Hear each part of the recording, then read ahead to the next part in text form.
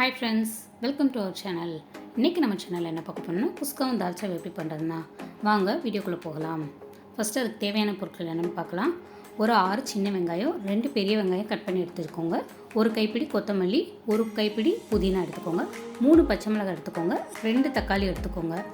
ஒரு லெமனை ஜூஸ் பிழிஞ்சு எடுத்துக்கோங்க. 1 ஸ்பூன் மிளகாத்தூள், 1.5 spoon ginger garlic paste, 1 spoon பட்டை கிராம்பு தூள், 1 ஸ்பூன் மல்லித்தூள். 1/2 கிலோ அரிசி எடுத்துருக்கேன், ஊற வச்சு எடுத்து வச்சுக்கோங்க.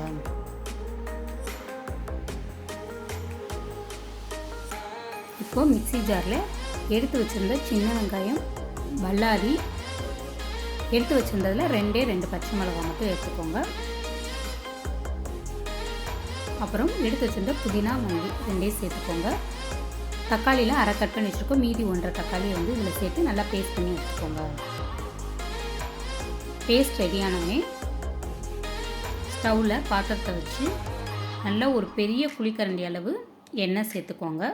கூடவே 1.5 ஸ்பூன் நெய் சேர்த்துக்கோங்க. சேர்த்து நல்லா சூடானதுக்கடுத்து ஒரு பிரிஞ்சி இலை, 1 ஸ்பூன் சோம்பு, 2 ஏலக்காய், 2 பட்டை, 2 கிராம்பு, எடுத்து வச்சுருந்த பச்சை மிளகாய், கட் பண்ணி வச்சுருந்த வெங்காயத்தை போட்டு நல்லா வதக்கி விடுங்க. வெங்காயம் நல்லா கோல்டன் ப்ரௌன் ஆனவனே எடுத்து வச்சுருந்த இஞ்சி பூண்டு பேஸ்ட்டை சேர்த்து அதோட ராஸ்மல் போகிற வரையும் நல்லா கிளறி விடுங்க.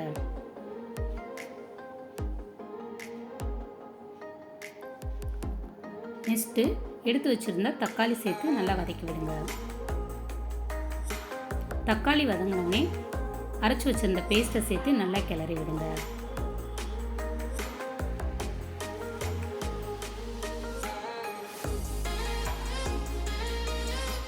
இந்த ஸ்டேஜில் மீதி இருக்கிற புதினா, மல்லி சேர்த்து நல்லா கிளறி விடுங்க. கூடவே டிஷ்ஷுக்கு தேவையான அளவு உப்பு சேர்த்து நல்லா கிளறி விடுங்க. நல்லா கிளறி வந்ததுக்கடுத்து எடுத்து வச்சுருந்த பட்டை கிராம்பு தூள், மிளகாத்தூள், மல்லித்தூள் 3 சேர்த்து கிளறி விட்டுட்டு லெமன் ஜூஸையும் ஆட் பண்ணிக்கோங்க. நல்ல எண்ணெய் பிரிஞ்சு வரட்டும், அது வரையும் வெயிட் பண்ணுங்கள். நல்ல எண்ணெய் பிரிஞ்சு வந்ததுக்கடுத்து அரிசி அளந்த பவுலில் 2.25 பவுல் அளவுக்கு தண்ணி சேர்த்து உப்பு செக் பண்ணிவிட்டு மூடி போட்டு மூடி வச்சுருங்க.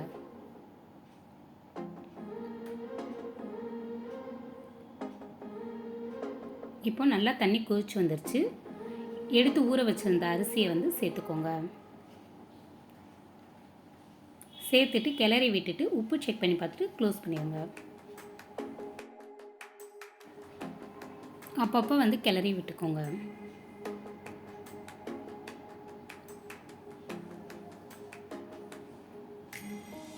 இப்போது நல்லா தண்ணி வற்றிருச்சு. இந்த ஸ்டேஜில் நல்லா ஃபுல்லாக கிளறி விட்டுக்கோங்க.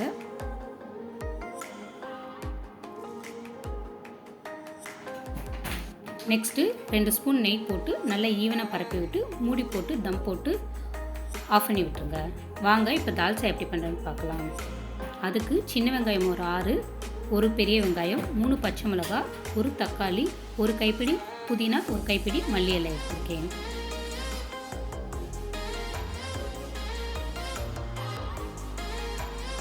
ஃபஸ்ட்டு ஒரு குக்கரில் 100 துவரம்பருப்பு, ஒரு கைப்பிடி கடலப்பருப்பு சேர்த்து தேவையான அளவு தண்ணி சேர்த்துக்கோங்க. 1/4 டீஸ்பூன் மஞ்சள்தூள் சேர்த்து கொஞ்சமாக ஆயில் சேர்த்து ஒரு 4-5 பல் பூண்டு போட்டு மூடி போட்டு விசில் வர விட்டுருங்க.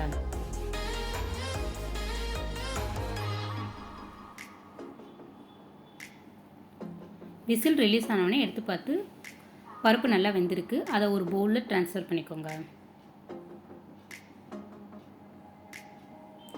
ஒரு மிக்ஸி ஜாரில் எடுத்து வச்சுருந்த வெங்காயம் நல்லா பேஸ்ட் பண்ணி அதே குக்கரில் சேர்த்து எடுத்து வச்சுருந்த பச்சை மிளகாய், தக்காளி, புதினாலேருந்து கொஞ்சமாக எடுத்து போட்டுக்கோங்க. உங்களுக்கு தேவையான காய்கறி சேர்த்துக்கோங்க. நான் இன்றைக்கி கத்திரிக்காய் சேர்த்துருக்கேன். அதோடு எடுத்து வச்சுருந்த மல்லித்தூள், மிளகாத்தூள், பட்டை கிராம்பு தூள் ப்ளஸ் தேவையான அளவு உப்பு சேர்த்து நல்லா கிளறி விட்டு தேவையான அளவு தண்ணி சேர்த்துக்கோங்க.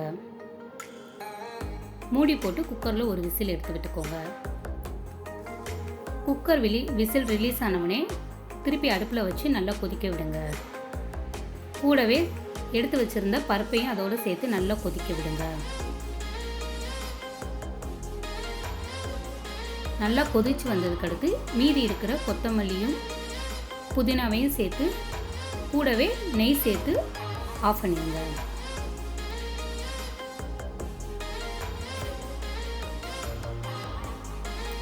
அவ்வளோதாங்க, நமக்கு கமகமன்னு குஸ்காவும் தால்ச்சாவும் ரெடி ஆகிடுச்சு. கூடவே மயோனைஸ் சட்னி வச்சுருக்கேன்.